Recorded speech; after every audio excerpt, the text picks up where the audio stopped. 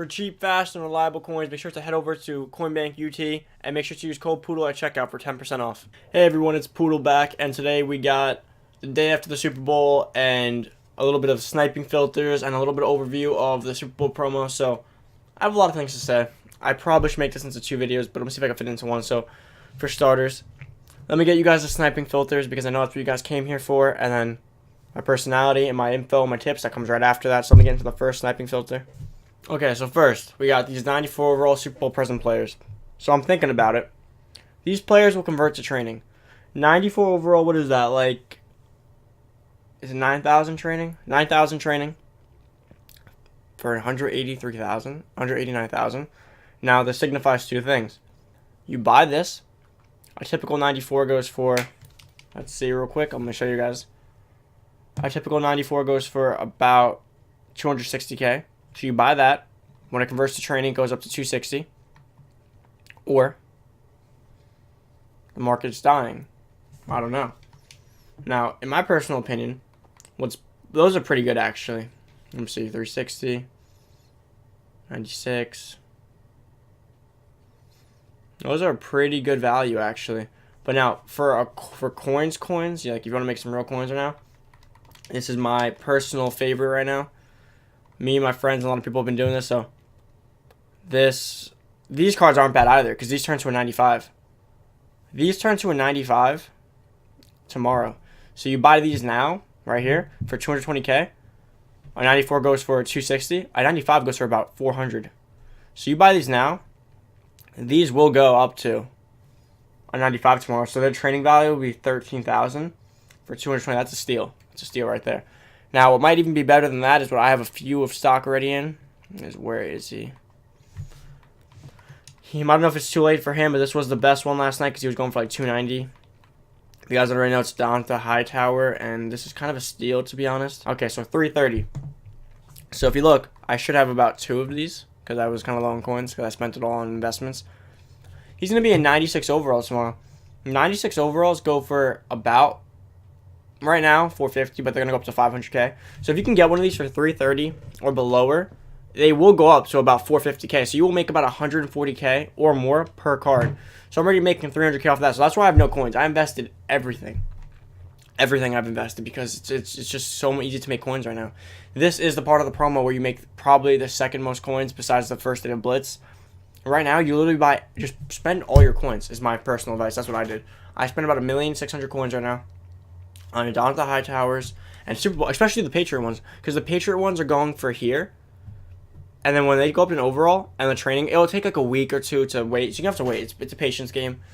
Money's patience. You can't expect to make it today or tomorrow. If you could put away 1,000,000 coins for a week, and you just wait, you will double your money back. Think about it.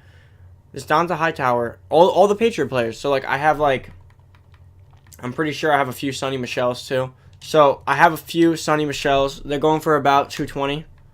Chase McCourty's, yeah. So they'll be a 95 tomorrow. So they're going to be going for about 300K. They're all going up. Actually, 95s go for about 350 right now. Tomorrow they become a 95. So why wouldn't they be 350? Now, could the market crash to them? Possibly. What's more likely? The market rises up. If you've seen in the past, for the Christmas promo, the cards were here and they rose to the market. Those cards aren't going to make the market die. More people will buy these Sonny Michels before more people drop all their cards. It's just how it's going to work. So this Sonny Michel will go up to at least 300K, and you will make at minimum 50K a card. Minimum. Now, most likely they rise to the equilibrium of the market, and that's about 350, 360. So you'll be making about 100K minimum per card. So you buy 4 of these right now, and you sell them. That's my personal best advice right now as far as Super Bowl players go. Now, another filter that worked very well, very, very well last night because of the Fire Fantasy Packs was this one. Let me see if it's still relevant. I got a Ray Lewis for 270K last night. He was going for 440 that morning, so I'm pretty excited about that. So these are pretty cheap too. Now, let's go up to the 96s. So this is my basis. So these 96s go for 425. At minimum, Adonta Hightower has to come to this. And these are low. Realistically, these will rise to about 470, 500 again. So, or even higher. They were like 525 before that. So, these are a pretty good value right now. But a better value would be get the Adonta Hightower and sell that when it comes. If you need training, buy the Adonta Hightower right now. You just got yourself, for 600K, you could have yourself 38,000 training for 600K. That's a steal. And if you want that Aaron Donald, you better start stacking up. Now, you could wait, but I recommend the Donta Hightower is the best buy. Sonny Michel and Jason McCourty is the second best buy. They're gonna go up. They really are. There's no way around it, to be honest. Now, that's about it for the sniping filters for today, because what else is there to say? You saw what I said. You probably left the video ready to go start doing this. Hopefully, you're listening to the video as I speak, take the knowledge in, and then you're going to do it. So, now, let me talk about the promo as a whole. So, the promo as a whole. I enjoyed the packs. I did a lot, but so I was reading Squomo's tweet, and it got me thinking. So he was like, you know, the packs are awesome, they're fun, but that's just like the dessert. That's like the toppings. Where's the main course? It got me thinking, and I was like, you know, you're right. As I'm making so much money, but I wasn't having fun, and I'm wondering why. Like, why aren't I having fun? And it's because you're making all this money, but there's no Madden to that. That is opening virtual cards and using money and coins and currency. Where's the Madden part? Where's the football part? I was thinking about it. In years past, what does every promo contain? That is everyone's favorite part of the promo. There's a set of solos that you already plan to grind out a set of about 40 solos for about 4 hours and get yourself a free player that's Nat, no matter what. That's the excitement, right?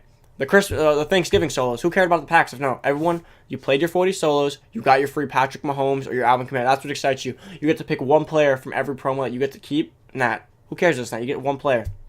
I was thinking, you didn't get that opportunity this night. Yeah, you got rings, but the exciting thing about Nat is that the game forces you to have a very good card, and that's good for people who don't know how to save money, who don't know how to play the market. People love Nat cards. Like, I love Nat cards because it forces me to keep a player and not, because I get money hungry. So like, what I'll do is I'll sell my team every night. Sell my team. I never have a team. In older Maddens, I love Nats because Nats are the reason I have one of the best teams in Madden. Because I would never have that team. Every day I was like, oh my god, the market. So my player gets 10K prop, sell. So I was selling, but I got like money anxiety. Like, I was scared that I was gonna lose money. So Nats are perfect. I love Nats. So the exciting thing about solos this year is that you've been getting a Nat player from every promo. So you got a top player every promo. You could account for one top player. This promo you couldn't. We got the packs. That's cool and all. EA got their money, whatever. But we didn't get our free player. We got rings, but obviously people use the rings for other things. Like, and what if people didn't think that far? What if people don't have that knowledge of, oh, all these rings add up to one free 94.95? What if people just took the rings? Oh, I'll open up an 86 pack. I want quick coins. Before you know it, wow, where'd everything go? They lost their money. They never got their player. Nat forces everyone to get one free player. That's what I like about it.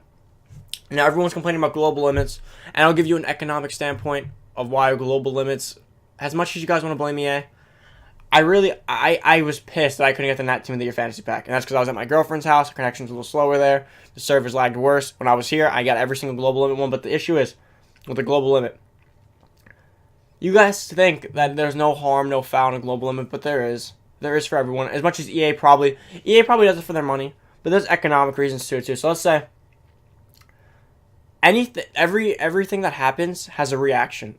Every event has a reaction, negative or positive. So in the case of a market, if they gave us, let's say, let me get to the packs. If they gave us fire fantasy packs with no hour, no limit, 8 hours, everyone would have one. You know what would happen? The market would die. If my team was worth 3 million before those fire fantasy packs, they're now worth 1.4. You lose so. Imagine people who spent so much money on packs, they lost all their money, all of it, like that. You could lose millions of coins like that. So I feel like more people would be harmed. And I mean, the thing is that a no limit on packs also, it makes the richer get, people who know what they're doing get richer, and people who don't know what they're doing get poorer. So let's say people like me, who I can anticipate it, and I have I told you, I have my things sold, or I have my things bought before it even, I'm in front of the trend every time. I don't lose money.